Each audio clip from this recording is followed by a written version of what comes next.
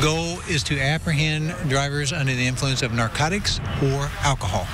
Impaired drivers only.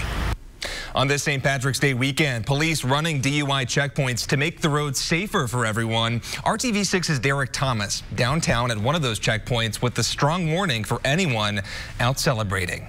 Vehicles headed northbound on Delaware in the 500 block were directed off the street into a bank parking lot. Officers systematically checked drivers to determine if they were sober.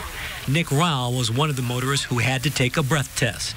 They asked, have you had anything to drink tonight? And I was honest and said I had had a little bit to drink. And so just because of that, they had to make sure that, that I wasn't above the threshold and that sort of thing. But when they checked me, my blood alcohol content was completely zero. In recent years, DUIs on St. Patrick's Day have become problematic. We've made more arrests on St. Patty's Day than we have on New Year's Eve. And New Year's Eve you think is a big drinking day, but St. Patty's seems to be taking it over. I think it's because it's at the beginning of the year. It's spring. It's kind of the first warm season day. So people start coming out and start drinking a little bit more than they do on New Year's Eve because it's at the end of the year and it's cold.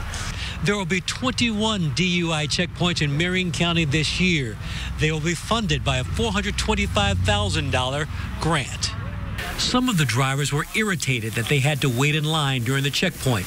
Others did not want to be photographed, but Dawn Caldwell, who was a passenger in a car, appreciated the checkpoint objectives.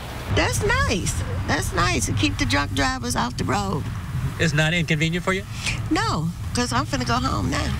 Police want everyone to go home safely. Derek Thomas, RTV6. And if you are still out drinking right now, police say take a cab, an Uber, a Lyft, or use a designated driver. Don't drink and drive.